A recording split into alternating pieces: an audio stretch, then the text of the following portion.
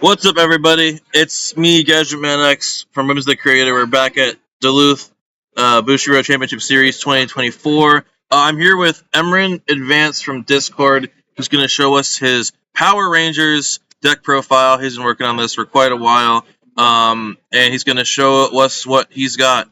Take it away. All right. Hey guys, nice to meet you. Thank you for letting me come on here. So just to give a little backstory on this, I started this set for two reasons. One, when Cardcaptor Sakura came out, they had a Lee Shorin that is a clock swap, and there were no standbys. Standbys were just starting at the time, and I wanted to see what it looked like to have a clock swap in a standby deck. So that's the impetus on this. And I picked Power Rangers because Power Rangers is nostalgic. I grew up watching it. And then around the same time, Boom Studios, a comic book series, got the rights to Power Rangers, and they just made an incredible comic book series. It actually just wrapped up. If you guys want to check that out, I suggest it. If you're interested in Power Rangers, it follows the Power Rangers and then leads them into all new stories with new Rangers, new Omega Rangers, Solar Rangers, and even some crossovers with like the Teenage Mutant Ninja Turtles, Justice League, things like that. But I'm not going to go too crazy in the backstory for you. I'll start getting into this. I want to ask, how long ago did you make the set? Because Cardcaptor came out quite a few years ago, right? This one I finished last year. I was working on it for about a year and a half. All right, yeah, that's about as long as I took on the Scooby-Doo review, yeah. All right, yeah. Let's see what you got. I'm hoping that the cards come through here because these are some of the coolest looking cards I've seen in quite some time from a custom set. This particular deck profile is just is about your standard standby deck. 8 standby. You got to start off it's Morphin time. Of course, you got to have Morphin time. Power Rangers. And your second standby is Go Power Rangers. The particular time that these came out in there, they had an event in the comic called Shattered Grid, where every single Power Ranger across time and space came in to fight the one bad guy, and that's why you got the Go Power Rangers, because they're all coming in. So it's like Avengers Assemble kind of type thing. Yeah. Essentially. Going into actual cards and stuff, you got your level 0 Brainstorm. I run 4 of them. This one is when your climax is placed in your climax area, choose one of your characters, and that character gets on reverse. I want people to see this. I'm centering it a bit. Yeah. That's good. On reverse, draw 1, discard 1, and then pay 1, tap itself, Brainstorm, and if you hit a Brainstorm, you get to salvage 1. So you're pretty much your standard Brainstorm on there with just a little bit of an extra flair. Yep, it's got a draw ditch. You're playing standby. You definitely want to try to play to that if you can. Yep. You got 4 of these on here. These are the Green Ranger and the Lee Shorin. So the Cardcaptor build on there, it's a little bit different than if you're looking at HoloLive now. Cardcaptor 1 is a clock bomb, and then when it's played, discard 1 card from your hand, take a card from your clock, add it to your hand, put the top of your deck into your clock. So you can do some silly things on there, like you can tap yourself a level 3, clock yourself a level 3, or your 1/1. You discard the 1/1, add back the level 3, and now you have fodder for your standbys. So all about just trying to keep your combos going. Just a reminder, this card has been printed in Avatar as a 1/0, and it saw a lot of play in the Toph Azula deck. So it's cool that I immediately read this and I was like, oh, I've seen the card before as a 1/0. Part of me wishes that if you did this a re-edit, you might make this an Escanor style bomb where it was you could clock bomb X or lower depending on what you milled. I don't know how much power that effect costs, but obviously this card runs part of the deck and it gets you a lot of hand filter, so it's good. Yeah. This one was 100% just because I like the Lee Shorin card. I don't know if you can see. This card is so cool looking. In the center on. Anyway, I actually got these signed by. This one in particular was the daughter of Jason David Frank, who's unfortunately passed away. Oh yeah. But this one was Billy, the Blue Ranger, was signed, and I got a couple other Ranger signatures in here as well. Sure, we'll see him. Let's keep going. You got Ninjor. He wasn't really a Ranger, but in the lore, he was the guy who created the power coins, gave the Power Rangers their morphing power besides Zordon. So his effect is when he's played, you can discard 1 and salvage the power coin event. You'll see that in a little bit. or he's also a climax swapper. Pay 1, discard your climax, swap the climax. And the reason I put it on that particular one was just because if he's creating the power coins, he can most likely climax swap as well. Create a new climax for you. Yeah, this seems good. I like that. I don't think I've ever seen a climax swap that does a bond to an event in a regular Bushiroad set. So it's definitely a design space that hasn't been explored, I think, which is cool. This one was one of the other cards that I did. It's one of the other strange cards. It's a marker effect. On play during your turn, if there's a marker, this card gets plus 2,000 power. All right. When this card is placed on stage from the field, reveal a top card. If it's a morphing coin, power coin, or if it's a ranger, marker it. And then it also has a clean cut ability. The concept behind That's it. sick. The concept behind it was that that they're doing the morphing. They're morphing into their power suits. Yeah, I like that. Is there any game marker clean cuts right now? I feel like I've definitely heard of that. Obviously, the REM clean cut is reveal top, and if you hit a character, you get it. If there are, I haven't seen it, but I can't say I've seen every card in the game. That's true. Yeah, I'm sure it exists. It's a really cool profile. I almost wish there were 4 of it in here. I love playing clean cuts when they're good. Yeah. Um, Moving on to the next one. It's another Blue Ranger card. You got 4 of them. It's a standard Riki. Pay 1, clock yourself 1, search for a level 1 or lower character. The little bit of flavor I gave to this one is during your opponent's turn, if you have another Ranger character on the field, he gains plus 2,000 power. The reason I did that is way back in the old design before Weiss got faster, blue used to be during your opponent's turn, they would get effects. Yellow was during your turn, they would get effects. Red was salvage, and green was clunk. But they've moved on from that. But it's a sort of trying to pay homage to the old style of the blue effect, right? Where it sits big on opponent's turn and small on your turn, right? Correct. I think that this is really cool. I've never seen a Riki be a +0, but in this deck it fits both profiles. I think it's good for a set. This is a pretty small set from my understanding, right? Yeah. Okay.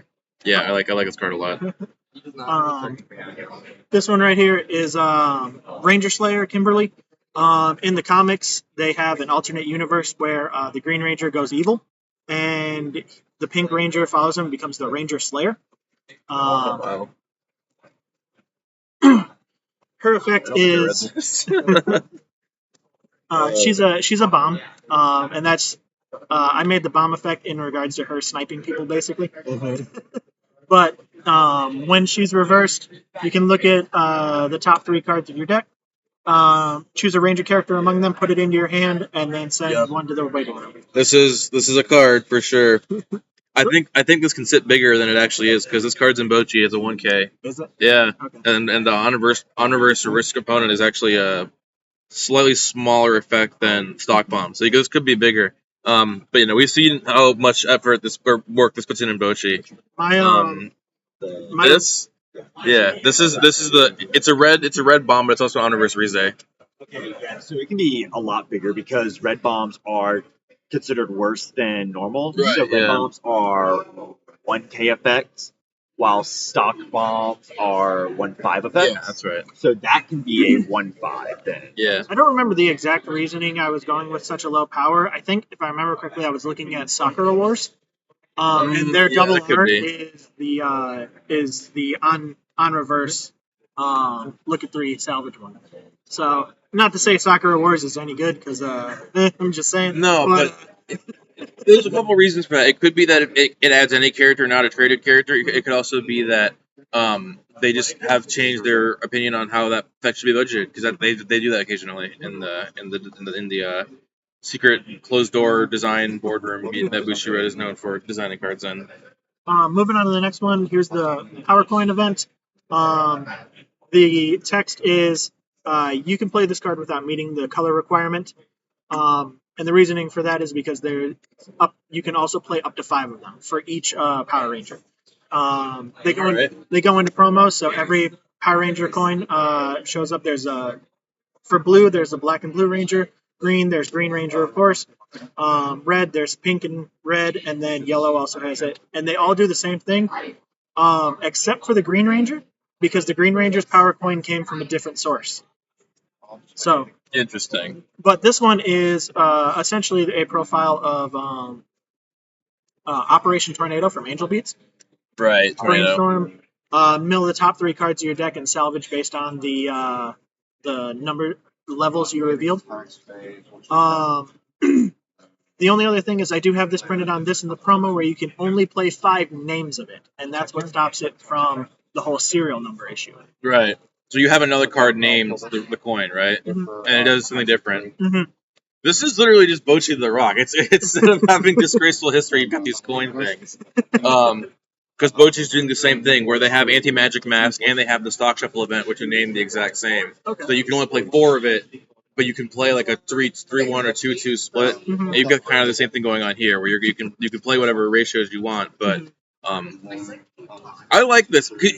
Not to cut in, but like when you have like sets, when you look at these sets, it's like, oh, I want to play this card with standby. Oh, I'll make this card in. And it's like, and then you look 3 years later and you see, oh, they're all just real cards now. Like Bocchi's already doing this. It's like that's how you can tell that you're a good card designer, because you already end up pulling out something that Bocchi end up doing later themselves. That's how it's a good design. That's what I appreciate about it. Thank you, I appreciate that.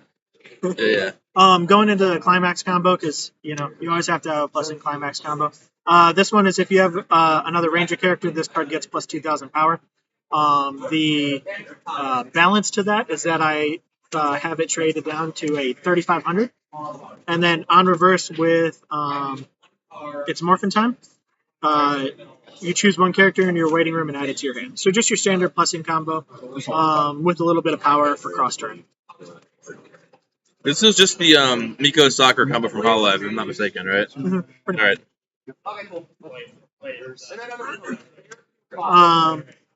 This one's very easy. This one is the Pink Time Force Ranger. Basically, it's just your filter. On it, when the character gets reversed, draw 1, discard 1. Just keeps your standby and your deck speed going a little faster. There's a lot of other cards that have been printed that do more than this. Like I said at the time, I was just kind of keeping it small and not trying to go too crazy with effects. But it gets the job done. Seems good. You got a 1,000 backup and put 2 cards from your hand into your waiting room. When you use this card's backup, you may pay the cost. If you do, choose one of your opponent's characters that's higher than your level and put it into your opponent's waiting room. So a 1/0 2-card discard early killer. Yep. Everybody's printing this card in their sets now. It's good. We don't need to talk about it. It's really good. Moving on. 1 copy of Lauren Shiva, the Red Samurai Ranger. This one is, if you've looked at any of the Marvel cards, there's a 1/1 Spider-Man. Oh, it's this card? Yep. So it's like an Adachi, but you can give one of your opponent's characters a level, right? Yep, you can give one of your opponent's characters a level, and then when this card is reversed, if your opponent's character is higher than that level, you send it back. But also, you can look at the top card of your deck. The only difference I made from this and the Spider-Man is Spider-Man is a level 2 and above. This one is a level 1 and above. Yeah. So it's just a slight consistency buff to it. It's great. I play Spider-Man in my Marvel builds occasionally. I used to play it a lot more, but now it's kind of just like if I have space for it, I do. Mm-hmm. Yeah, card's good. Card's good for sure. You got your standard 1/1 Encore. When you have any other Rangers and Morphing Grid characters, this card gets plus 2,000 power. You just stand by it out, turn 1, and then you sit on it, and you just get value. Going forward, you got a Drakon event. Drakon was the big bad of the first arc. He is essentially Tommy Oliver from the future. So he came back in time to kill his younger self. All right. So the reason that I mentioned that is because his effect is a memory kicker. All right, yeah. So 3,000 backup, and then gives your character memory. Oh, so like that's him there with the helmet. Yep. Okay. Okay, yeah, that's okay. Yeah, you're wrong for that, but that's good flavor. Yeah. What is it with you guys with killing people and having them go to memory? That's like the flavor of the game. It's so wrong though. Oh man. Yeah, of course. Oh man. All right. What's next? Next, you got just your standard 2/2. Yep. Oversized standby target. 1K for each other. Yep. Yep. This card is an Adventure Time. It can be a 10/5 if you want it to be, but obviously 2 soul, 10k plus, hand on core. Yep, card's good. good card. Moving on. We don't need to talk about that too much. Then you got just your standard early play. If you have 4 or more other ranger characters, this card gets -1 hand, plus 500 for each of your other rangers, and then a heal 1. Mesmerizing Water Goddess. Is it heal the stalker? Or is it heal on play? Just a heal on play. Okay. Nothing too crazy. So it's not Water Goddess then. Yep. I like that because every English set now gets Water Goddess. I don't know if you noticed that, but like Guilty Gear got it, Seven Deadly Sins has it, Avatar didn't get it, but it got something similar. It's like it's boring. They got it defensively slanted. But I get it. Yeah, no, I get it. Absolutely, yeah. It's defensively slanted. And then the top end finisher is the Red Ranger because, of course, the leader of the deck. Essentially, he's the leader of the bunch. Exactly. You know him well. He climax combos with the Go-Go Power Rangers because he's in the fight. If you look, actually, it's the same art from here as the Lauren Shiva. Oh, that's sick. That Wait, way can we hold on? Can we get it aligned here like this?